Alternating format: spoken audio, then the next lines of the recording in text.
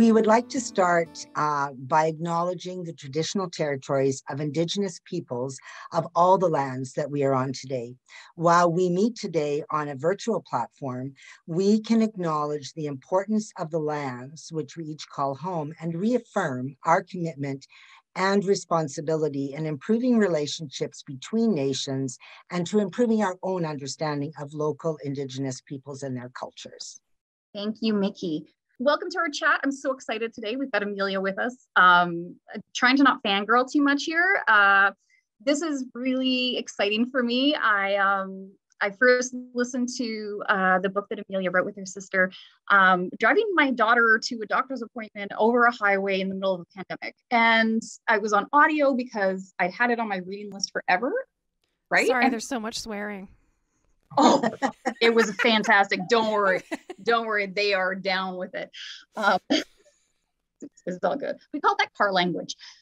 Okay. It's fine. It's fine. And I was just like, oh my God, finally it's out there. Somebody gets it. And so I was so excited. I came back and I bought a copy I actually bought out Chapters Indigo, and I bought all of their copies of it and gave them to the management team here. And I was like, we all can read this. And then my management team said, we don't have time. And I was like, okay, see, that's, yeah. Right. So I'm really excited. And that's why I'm so excited that you're here with us today, Amelia. And Mickey, what about you? Yeah, so for me, certainly as a woman and as a woman in the women's serving sector for more than 30 years and having experienced burnout, and thanks to Amelia and Emily, more than once, I've realized this is really exciting for me as well. I have been listening to it because, of course, it's sold out everywhere.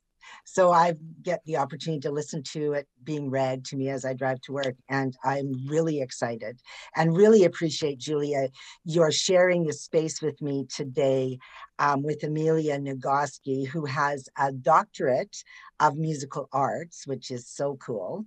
We have one of our staff that actually plays in the symphony. So I'm hoping that she's online today. She's also the co-author with her sister Emily of the New York Times best-selling Burnout, The Secret to Unlocking the Stress Cycle, which is why we're all here today. Her job is to run around waving her arms and making funny noises and generally doing whatever it takes to help singers get in touch with their internal experience. She lives in New England with her husband, one cat, and 2 rescue dogs. So welcome, Amelia. We're so excited that you're here with us today. Thank you so much. It's my pleasure. So we're going to just jump right in. And we're going to go right to the kind of big question, like, Amelia, we hear this word all the time, but what is wellness? What are we talking about? There's a kind of a misconception about wellness that it's a state you achieve after doing self-care, like you care for yourself and then you achieve wellness. But in fact, what my sister and I learned while we were writing Burnout, is that wellness is not a state of mind or a state of being. Wellness is the freedom to oscillate through all the various cycles of being human. So wellness comes when we have freedom that allows us to cycle into stress and out of stress, and into effort and into rest, and into connected, abundant community, and into times of autonomy and thoughtful isolation. That's the kind of on purpose, I will need to be alone for a few minutes kind of isolation.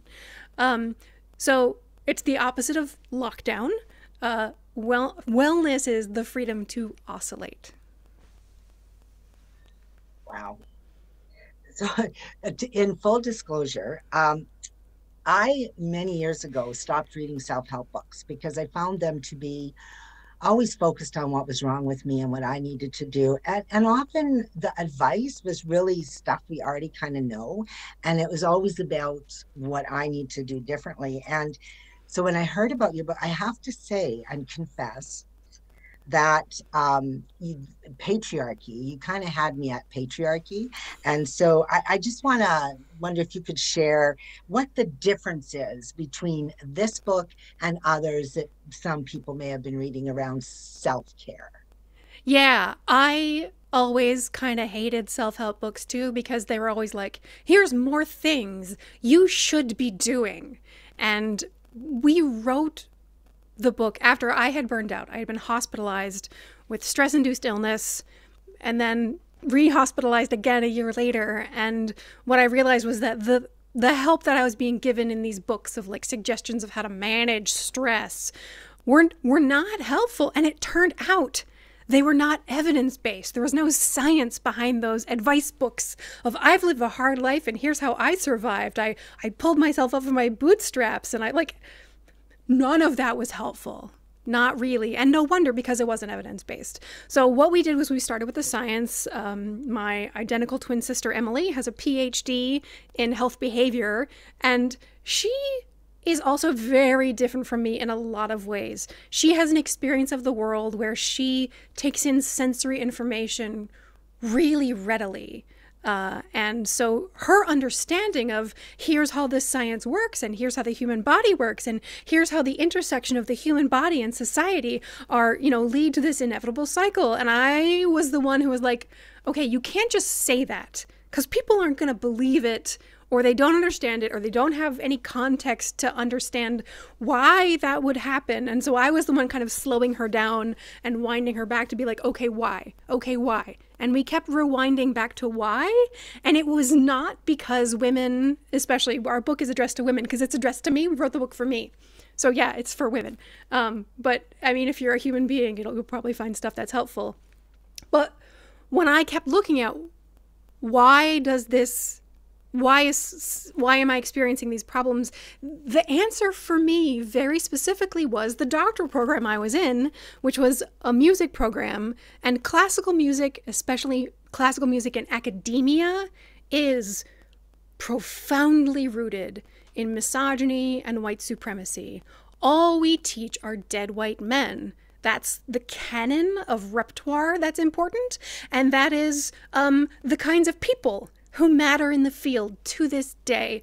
Both the popular music industry and classical music and academia, all very much male-dominated. And I was feeling overwhelmed by the maleness and the whiteness and the lack of openness to stuff that was new, and that friction between who I was and who I was expected or who that world wanted me to be.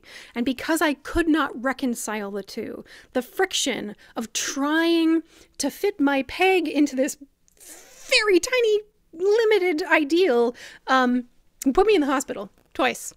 And it was only through learning what I learned from writing the book that I actually learned how, and I've forgotten the question. I know I was answering it and I was on the way to it. Can you ask me again, remind me?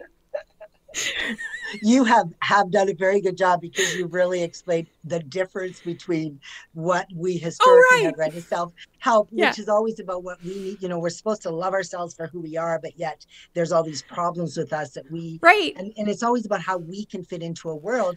And you've kind of explained it. The answer is, I gotta say, the answer is learn to love yourself for who you are, but like how? But like, how do I do that though? But like,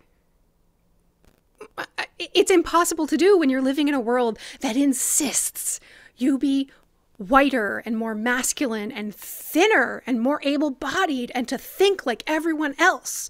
Like, how can I possibly love who I am when I'm female and present as very feminine and like I'm actually been recently diagnosed with autism, and I didn't even know that at the time that I was fighting against a neurotypical expectation, carrying my autism with me like a 30-pound backpack on top of the other backpacks I was carrying. Like, that's just, how am I going to learn to love myself when I am who I am and the world is really insisting that I need to be somebody else?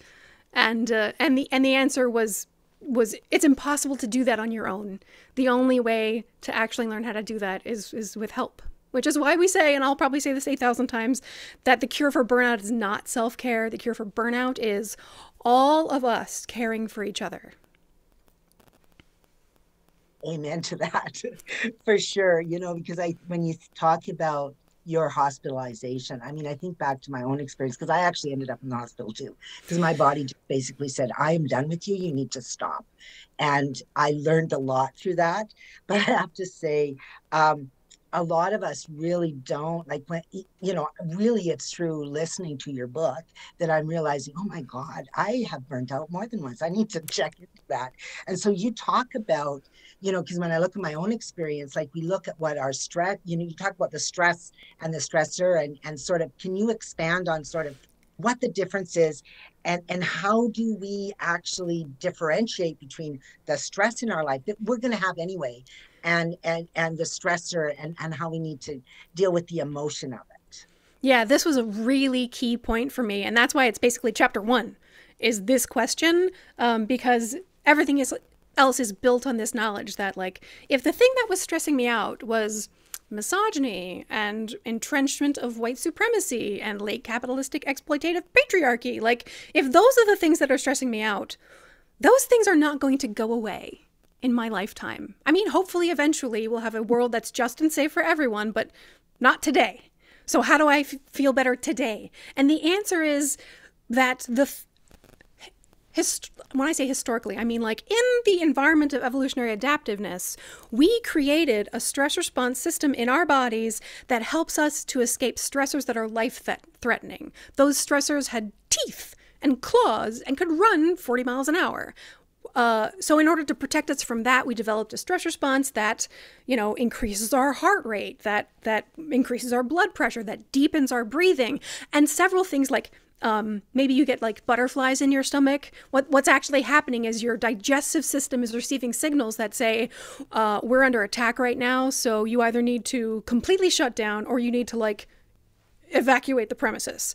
And whichever way that goes depends on your individual body or the individual situation. But there's also physical changes that are going on that are not sensible by your conscious mind, like your immune system. When you are having that stress response, like here comes a tiger, you're going to get attacked, your immune response goes like, okay, you don't need me right now. We don't need to worry about malaria because tiger.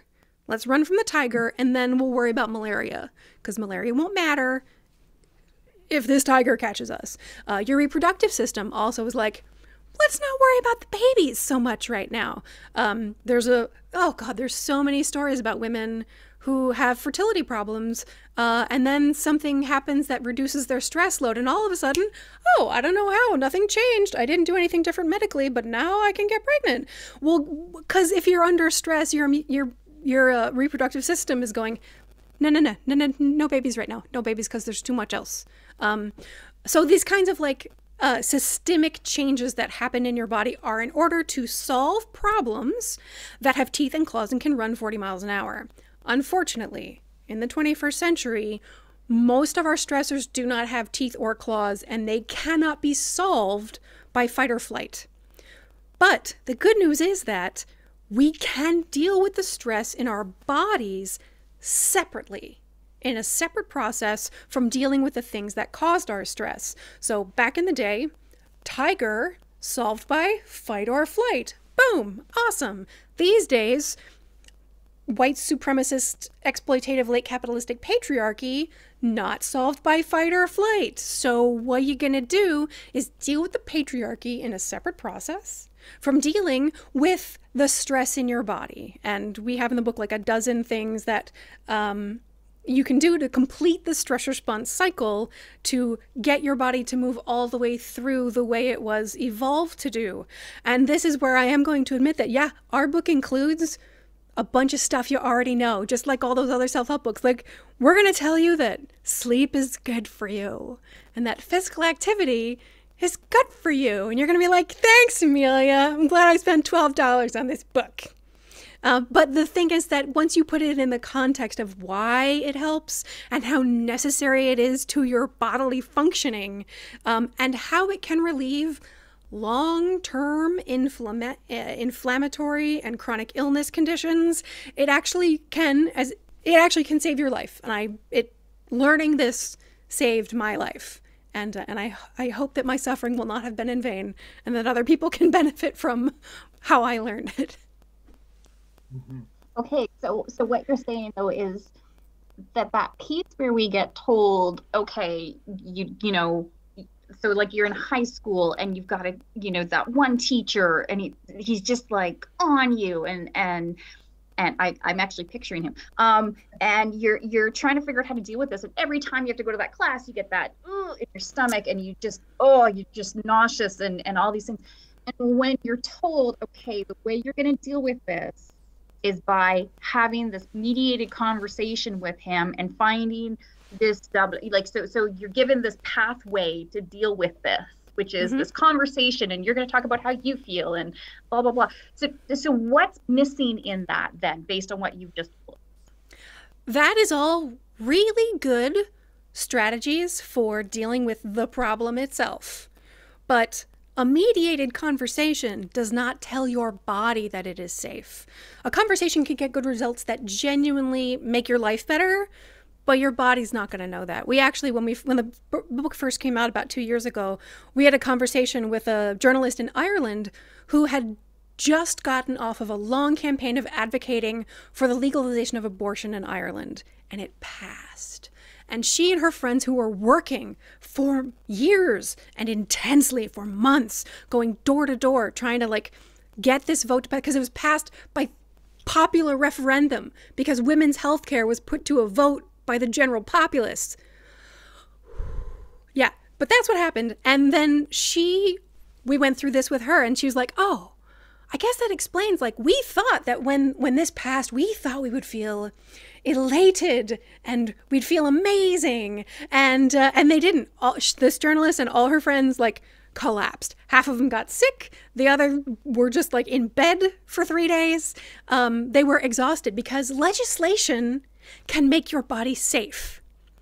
Your body doesn't know that. Your body doesn't understand legislation. Your body understands running and fighting, or excellent sleep, a lot of sleep. All those things that can complete the stress response cycle by telling your body it is safe are the ways you have to actually tell it you're okay now, and it can go all the way through the cycle and take you to the result of what it would have been if you had been able to fight or flight your way out of that situation.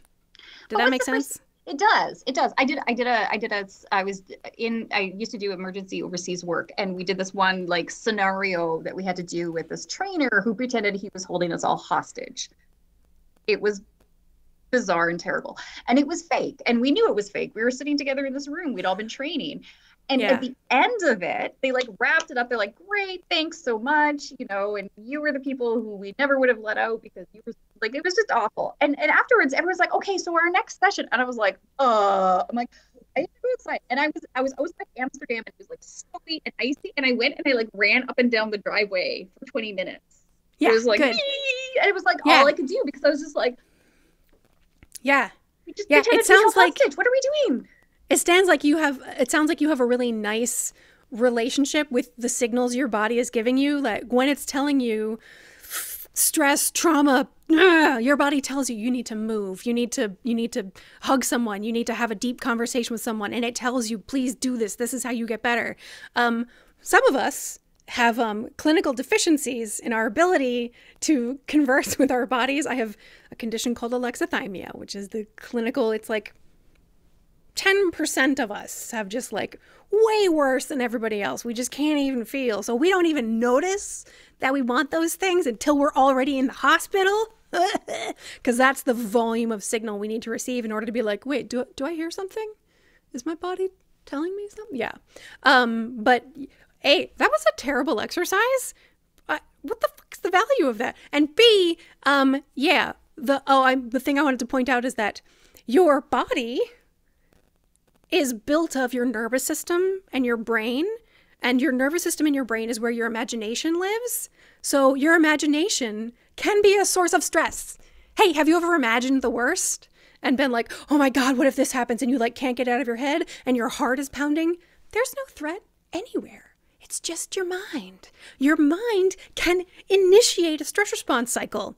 And if they're creating an environment where that's supposed to happen, then they need to lead you all the way through the stress response cycle and get you out of the story and feeling safe again. Otherwise, that's completely irresponsible, and I'm mad at them for you. But the good news is that imagination can also complete a stress response cycle. So if you do imagine yourself, or if you got home that day, and for some of us, physical activity is not an option, like those of us who have, medical conditions or disabilities that mean that physical activity is not going to be the most effective way to complete the stress response cycle. If you get home and you rewrite that story, you say, I was a hostage and this is what happened, and you write your way out of it. You show how like people were heroes and they joined together and they worked to blah, blah, blah. Then your imagination has gone all the way through the story to the victorious ending. And that's not just like a, vicarious pretend thing. That is your body actually going through that cycle in your imagination, which is made of your mind and your nervous system, which is your body. Does that make sense? Yeah, I think that makes sense. Yeah, because it's in your body. It's in your body, and it's going to impact your body, even if they're like, oh, but it was just pretend. I'm just going to say this one thing real quick for anybody who happens to have alexithymia and doesn't know it. What I needed to hear from my sister with a PhD in health behavior was emotions are real. They're cycles that happen in your body. They're not like stress, for example, is not like an idea. Stress is a cycle that happens in your body. Stress is not, well, I'm having some stress. Oh, well, then just get rid of that stress. That's not how it works. It's not a philosophy. It's not like a concept. Stress is physically in your body. All emotions are physically in your body. They're made of electrical signals and chemical signals and the responses of your physiology to those signals, which is actual changes in your physical condition that can lead to like chronic inflammation, high blood pressure, inability to, get pregnant if you want to, like. Yeah, because we talk about stress like it's external forces, and if you just do enough self-care, you will have this buffer of like bath bombs and smoothies that will keep that stress from hitting you. Yeah, and that's not the case.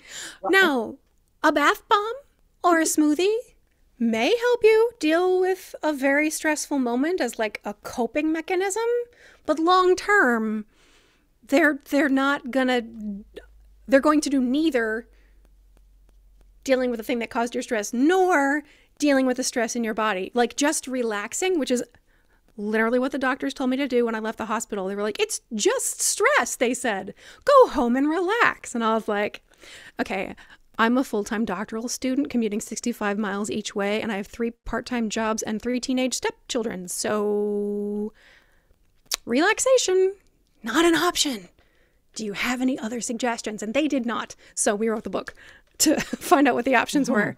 So the good news is you don't have to like change the situation. I forgot where I was going with that. I knew that there was a thing and my brain has let it go. Well, and that's one of the things you kind of pointed that out, too. We can deal with the stress, but we live in a world that has a lot of demands on us. And you think about the single mother with 3 kids, working 3 part-time jobs, trying to find a housing in a market that you can't afford. How do you, and so you just have to deal with the stress and move on because, that's the world we live in. So how do we like finish that stress cycle to get to that end of that tunnel? The good news is that incomplete stress response cycles that have been initiated and never like followed through on, you carry them around in your body until they're done. So like that 8th grade bully or whatever stressed you out is still in there, spinning, waiting for you to get to it. So you can absolutely do all the creative self-expression and laughter and crying and a deep conversation and a hug and all those things that help complete the stress response cycle. That's going to help you feel better and relieve the overwhelming burden. But you do eventually, we compare burnout to a wound. Like, you have been wounded and you need to heal. Here's how you heal. All that stuff I just said. But if you don't take the knife out, you're not going to complete that. And eventually you need to look at if the knife keeps coming back, who is wielding it and what is happening. So all the self-care in the world is not going to help the single mother of 3 working 3 part-time jobs or 2 full-time jobs and a part-time job, and a side hustle and basically never sleeps. That nothing is going to help her if she's trying to do it on her own. The thing that has to change is the system that allowed her to have to work 3 jobs in order to afford housing and healthcare and, schooling for her kids. Like, that's why the cure for burnout is going to be all of us caring for each other, because in the long term, it's going to be making sure that we have a system that is always available to everyone. The people with the most need have those needs met. Because if you can't have your needs met by sort of normal, sustainable ways of working, like 8 hours a day is doable for a lot of people. So if you can work 8 hours a day and earn enough money to feed your kids, great. But if you can't, then what is wrong with the government that's allowing your employer to pay you a wage that doesn't pay your rent and your grocery bill? That's sick and wrong. And I mean, it's exploitative, and it's that's the thing that has to change in the long run. And you're never going to get out from that burden of stress, which is why people who do live in poverty tend to be sicker, to live shorter lives. They are overwhelmed and burnt out all the time because the system keeps them it keeps the knife in and never agrees. So yeah, creating systemic change is where it's at. And it's interesting because I think back to 1995 when I ended up in the hospital, when my body said, I'm done with you. I almost died. And it was all of that stuff when you talk about the stresses, that those little ones that don't get dealt with. And you talk about it, you can't do it alone, because it was my sisterhood of my chain of sisterhood that helped me through all of that to the other side. Yeah. And it was the wives and Crohn's, and it was, and that's a natural thing that we can tap into. And I think we probably don't tap into it enough, is that together and gaining knowledge from other people and the wisdom that comes from living a life. Exactly. And also thinking of it in terms of you and your community, your people who are your little tribe, working on that level to make sure that everyone who's in your immediate community is a doable thing. Like, no individual person is going to create the large-scale social and legislative change that's actually going to save everyone. But what you can do is make sure that your neighbor is supported. Make sure that your coworker knows that getting 9 hours of sleep is not a cheat or a luxury, that getting 9 hours of sleep is a deserved resource, that you are so happy for them that they got, that you are willing to do whatever it takes to help them protect their access to 9 hours. Now, when we start doing that in our little bubble, in our little community, that means that the people in our bubble start to feel better, start to have more energy, start to be able to reach out more to their respective other branches of the bubble, who reach out to their respective other branches of the bubble, which is how large-scale change happens. Individual action creating freedom and a lifting of burden from a few people who then are freed and inspired to do more for the people beyond them. So listen, I want to dig into that, Amelia, because I went through a few years ago when my partner, my kid's dad, had really intensive health issues, really, really strong, just huge health issues. And I was working full time, and 2 young kids, and right, all of these ands. My older sister was just like, oh my God, can I pick the kids up? Can I bring the kids over after school? Can I do this? And I was like, no, it's good. It's fine. I got it. And she's like, why don't you get some help? Order your groceries. And she kept giving me this list, and I was just like, oh my God, shut up. And you're making me feel worse. So tell me why? Because we just talked about, she's my people. I love her. Why was I so fierce with her on this? one of the things that we took a lot of inspiration from was a book by a moral philosopher named Kate Mann, who the book is called Down Girl, The Logic of Misogyny. So you can tell that it's about women. But the dynamic she describes happens at all intersections of oppression and power. So in the book, she says there are two kinds of people. The first kind is the human beings who have a moral obligation. She's a moral philosopher, so moral obligation to be their humanity, to live it, express it, and to acquire whatever resources are necessary in order to do that. And the other kinds of people are the human givers who have a moral obligation to give their time, their lives, their humanity, their bodies to the human beings. So it's called The Logic of Misogyny. Which one do you think the women are? This is not a black and white. This is a black and white, like, cartoon version. This is not like how the real world works. No. But I've never talked to anybody who was like, well, I think it's definitely the men who are the givers. Nobody has ever thought that. It's all clear that this is how the imbalance works. And that's how you burn out half the population, is by having all of this side believe that it is their moral obligation that they give of themselves and that they hold up on their own. And in a larger scale, like the study of psychology, it's only like 120, 30 years old. And psychologists first started studying like growth and development as a linear progression from dependence to autonomy. And that if you are not fully autonomous as an adult, then you're not really adult and you're some kind of like stilted, stunted, developmentally behind, sad, pathetic person, wimp. But the truth is, as Jonathan Haidt says, humans are 90% chimp, 10% bee. We're a hive species. We are meant to care for each other, to build. We only build great things when we do it together. I saw somebody put in the chat, does that mean the answer is asking for help? Yep. We could have saved 45 minutes. The answer is asking for help. And also accepting help when it's offered to you, and more deeply, trying to learn the truth of the fact that you deserve help, that you are worthy of care, that you are worthy not just of giving of yourself, but you deserve to have other people give to you and to protect you.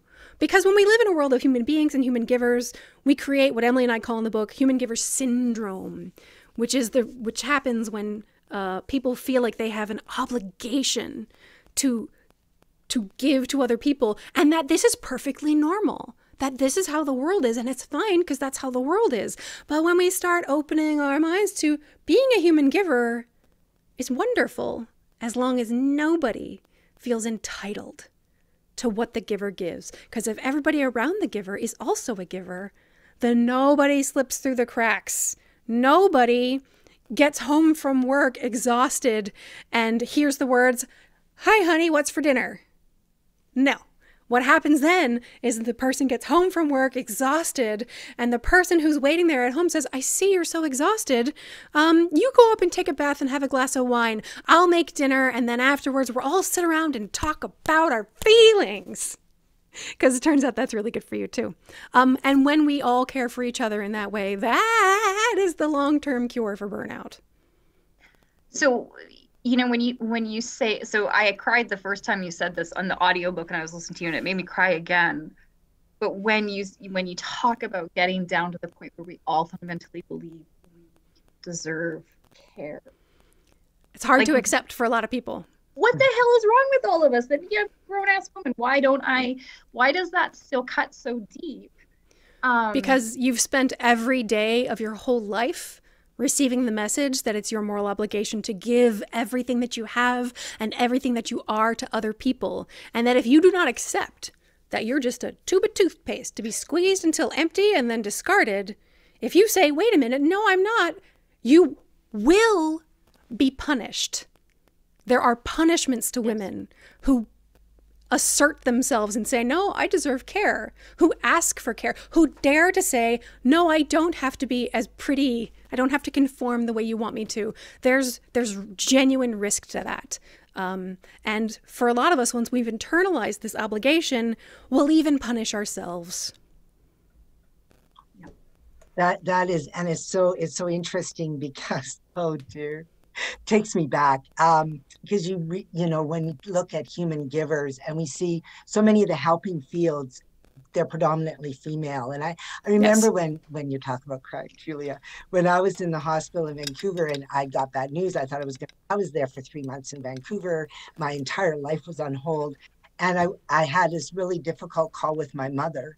And I come back to my room, and so hospitals are not the greatest places to be, but there were, and they have these ugly little blankets and stuff, but there were a couple of really pretty little peach ones and a beautiful royal blue one. And I come back to my room, and the nurse had made my bed with this beautiful, she picked out the most beautiful blanket and made me this beautiful little drink out of the fruit that I had been given.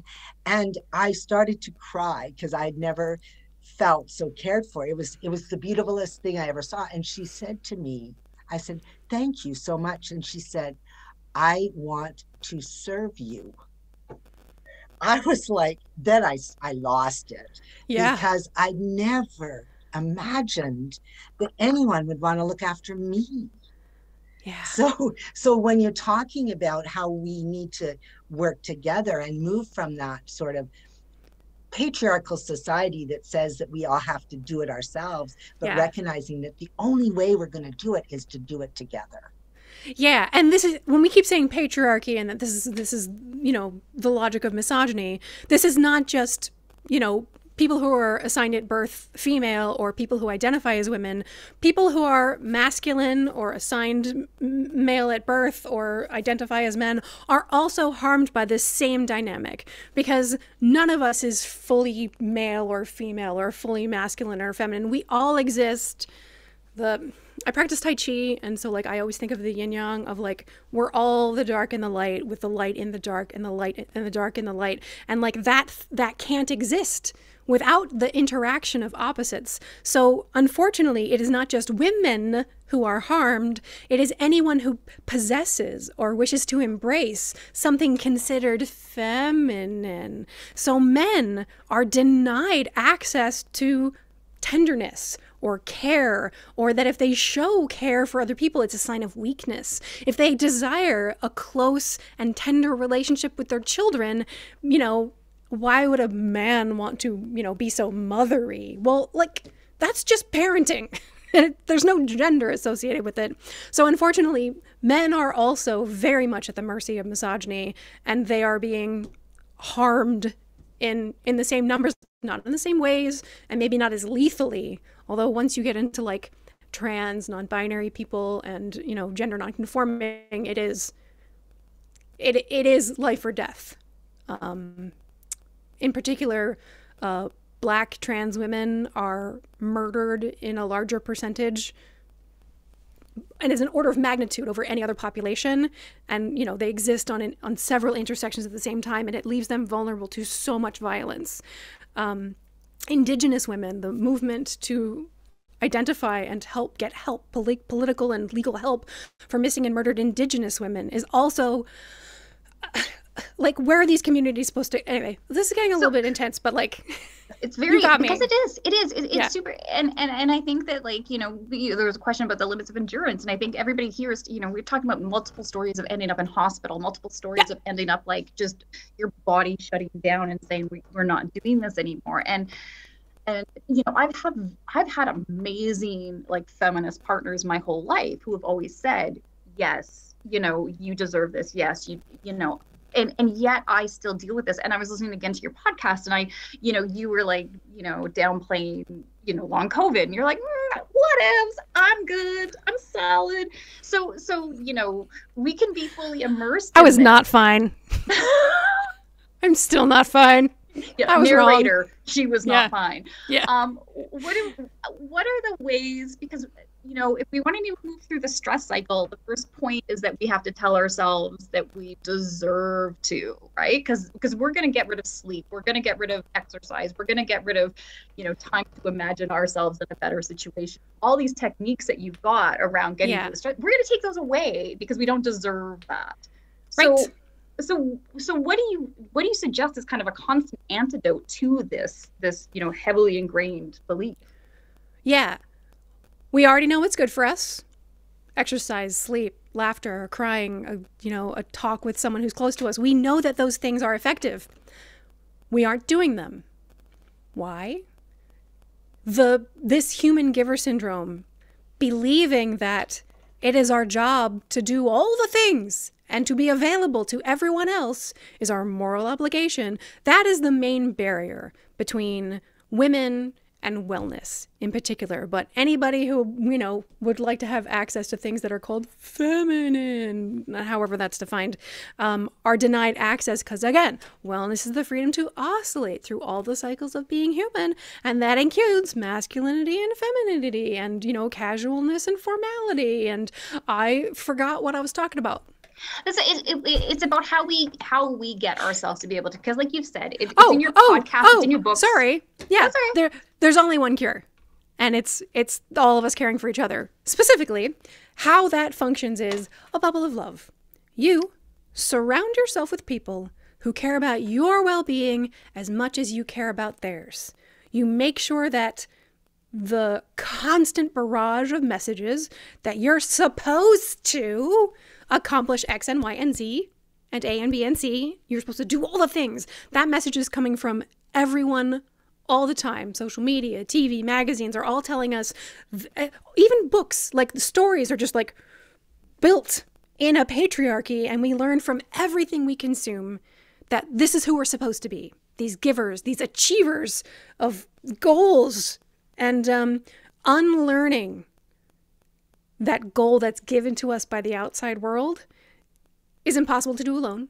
We need the support of our bubble of love, the people who care about our well-being as much as they care about ours, and they protect us from the outside messages, and we protect them from the outside messages, and that's the dynamic that allows us to separate ourselves from human giver syndrome and just exist in a utopia of interactive givers, not beholden to the outside world of human giver syndrome and the dynamic of beings and givers.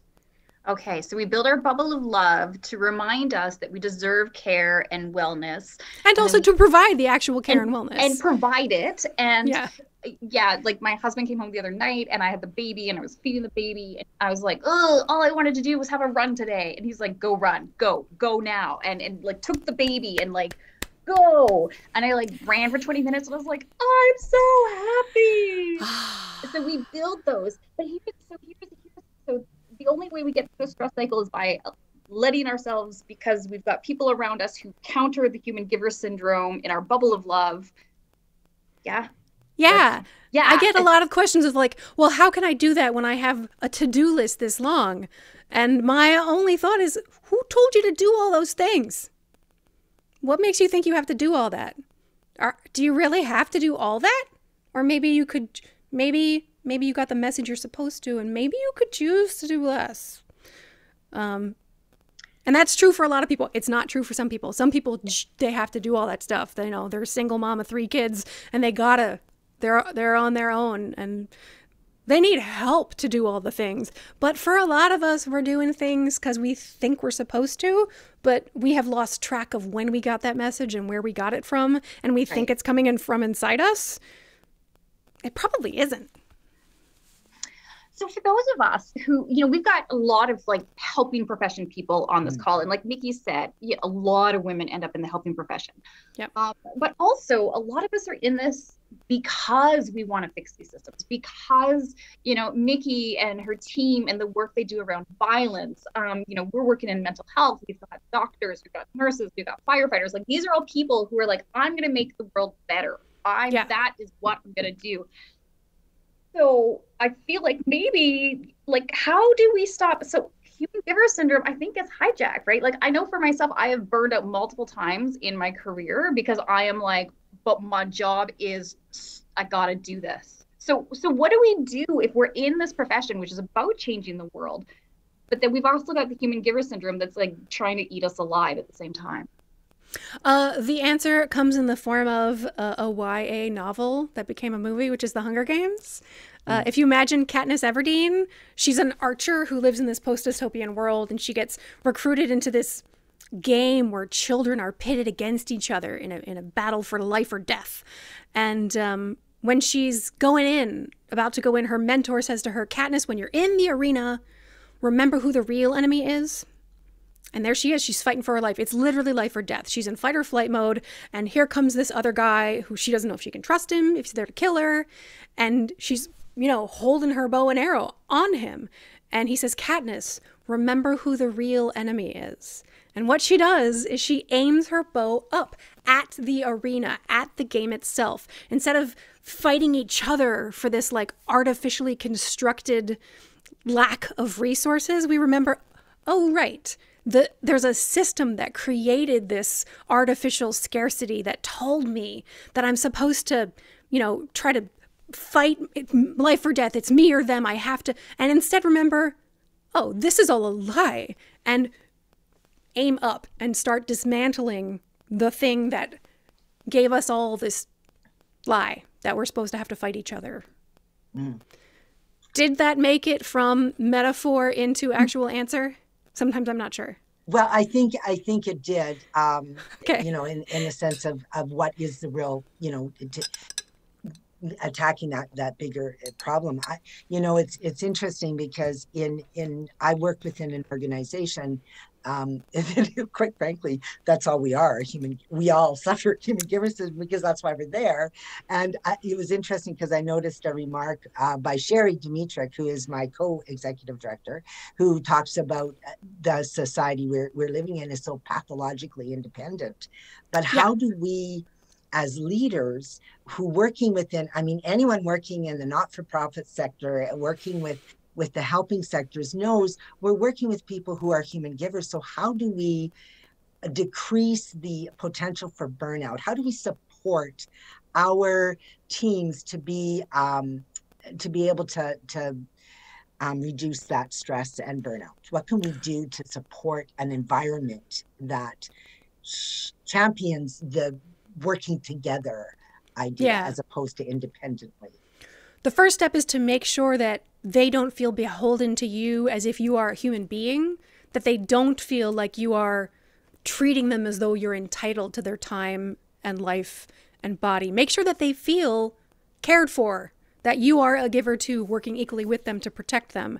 And also that if you are maybe the head of the organization you work for, but not the head of the community you exist in, recognizing that they exist in, no matter how great your workplace is, it exists in a wider world that is the white supremacist, cishet normative, late exploitative, capitalistic patriarchy, and you cannot solve that.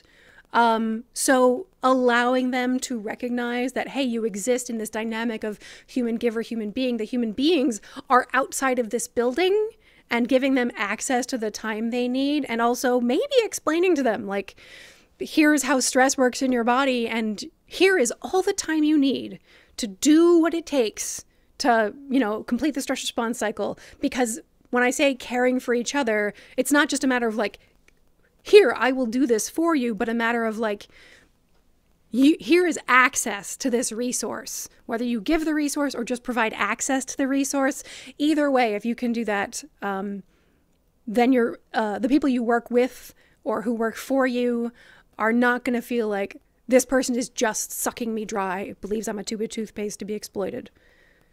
Mm-hmm. Did that turn into an actual thought?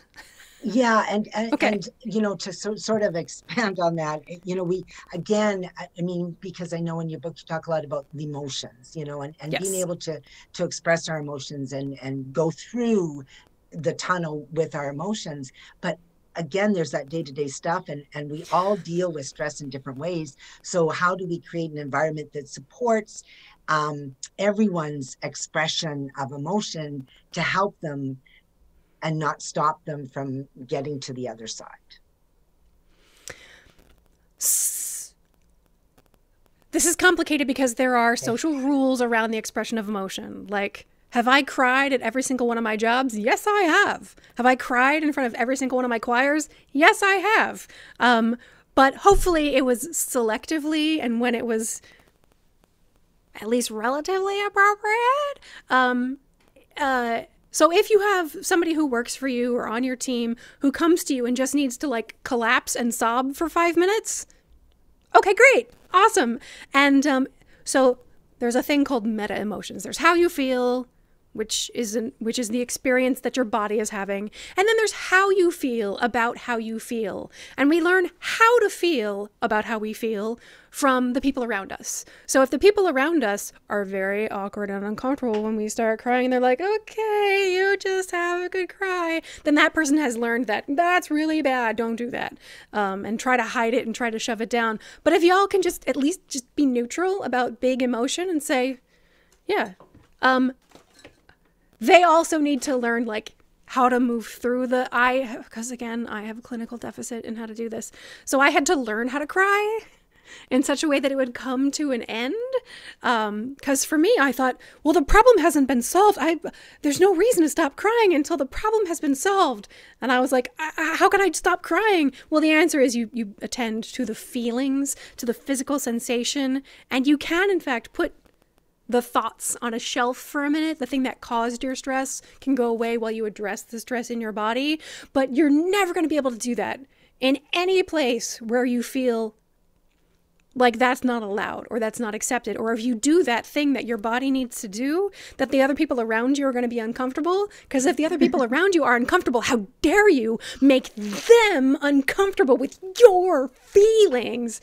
But yeah, if we can create a world that can be, if not welcoming would be great. Loving would be great. Compassionate, kindness would be great. But I think the bare minimum standard is neutrality to expressions of emotion. Like, let somebody cry and be like, great. Let somebody have a ridiculous laughing jag, because it's not going to last forever. And they're going to feel better at the end of it. Big emotions are complicated.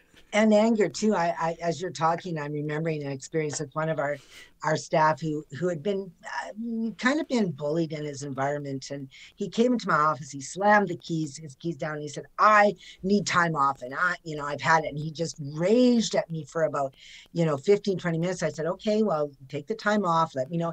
And then came back to work after Christmas. It was around Christmas time. And he said, after yelling at you that day, I went home and I had the best sleep I've had in months. And I was like, well, glad to be of service. Yeah. Yeah. But it makes me think too. So Amelia, it makes me think about that example I had earlier of my hostage role play exercise where we were supposed to just kind of go into the next session, and there was no kind of facilitated like, how do we move through this? Yeah. And so I'm thinking, especially in our profession, like we talk a lot about like, oh, do we have counselors available or employee assistance programs where people can call a counselor? Right. And again, that's a very, very selective type of moving through your stress response. Yeah. That's kind of shunting it onto other people. And even though to a lot of places, like I've done some talks with some of those big like Silicon Valley corporations who are famous for having like free lunches and like slides and nap pods on their campus. That millennial kind of like, here's the new work environment.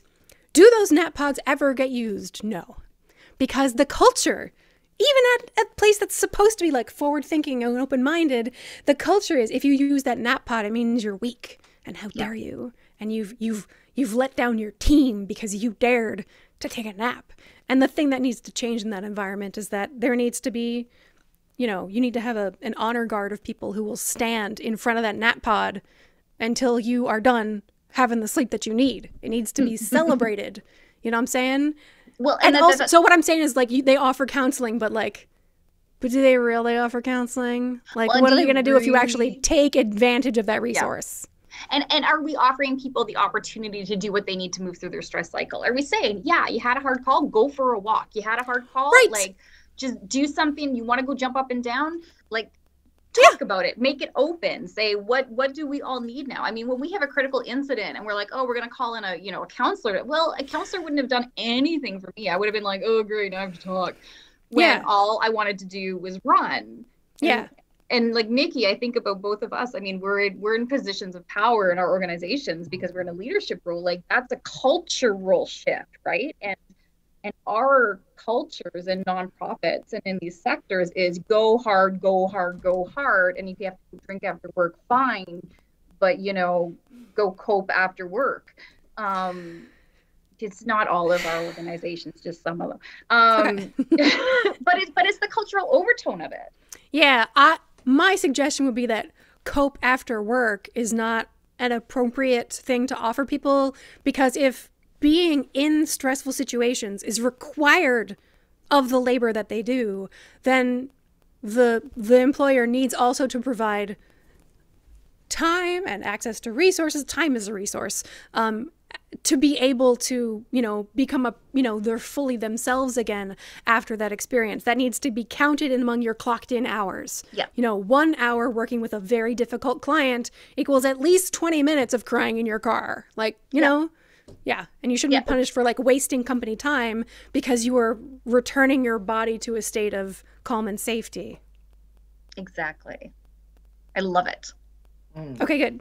Yeah. Because if that's anything, that's what I'm going to tell everybody is this is what, because we in our sector have power. We have power. We're huge employers. We're all over the place. And we can do that instead of creating cultures of people who get burnt out and end up in exactly the situations that we're supposedly here to deal with. Yeah. And right? A lot of the times people I've been a teacher at every grade level. And I remember there being a lot of talk about teacher burnout. And we would have professional development sessions on self-care. And I was like, but self-care is not going to change the things that are causing our stress, like the systemic way that teachers are treated like tubes of toothpaste to be expended and used up until they're empty and then discarded. Like we were talking about how, some places in Canada are just let's wait till all the teachers get Omicron and then we'll close. But you just assigned Omicron to all your teachers. If they're like me and they get sick and they're not really that sick, I wasn't hospitalized or anything when I had COVID. I had very mild symptoms, but I've had long COVID for 18 months. That's been disabling. So how do they know they're not consigning their teachers to that? Maybe they should proactively be protecting them. But unfortunately, in a lot of caring professions, we are treated as though, since we care about our job, since we love what we do, we should therefore be grateful to just give and be of service, and that we should not expect to have any resources of our own or to be protected or cared for by the people who are paying us. So we have to protect and care for you and care for your time and care for the fact that we have just yacked your ear off for an hour, which has been amazing. This is all I'm doing today, so it's all good. Okay. I mean, our last question was about how do we, smash the state and dismantle the systems and structures that do all of this. But I think we'll do a follow-up webinar. That's a whole other that's 5 next level. Yeah. But together, I think building that culture and building these bubbles of love, even in a cheesy place like a workplace where we give people the space to run through their stress cycles and physically recover from parts of their job that we are asking them to do, that we are here doing.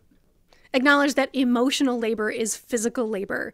When you are caring for someone and it's really hard to see them suffer and it's really hard to make sure that you're giving the appropriate amount and you're that's physical labor. You walk out of that and you feel exhausted because your body has actually been going through cycles, because that's what emotions are. And you can't just, if somebody has to do heavy lifting, you give them a back brace and you give them time to stretch and care for their muscles. We need in the caring community, we need time to, stretch and get some support for our emotional muscles. Fantastic. So well, we have a ton of thank yous coming through the chat. Wonderful, Amelia. Thank you. Is there anything you want to say as we wrap up and thank you for your time? The cure for burnout is not self-care. It's all of us caring for each other. So if you're I can't feel better because I don't have the blah, blah, blah. That's because, you think you've been failing at self-care. You haven't been failing at self-care. You've been doing your best. You're doing the best you possibly could with the resources you had available. You deserve more resources. And I hope that after this, the communities that you're part of will be like, oh yeah, let's definitely make the change where we turn toward each other with kindness and compassion. Even in professional situations, kindness and compassion is the guiding principle. Thank you. That is a wonderful thought to end on, I have to say. Take that with us.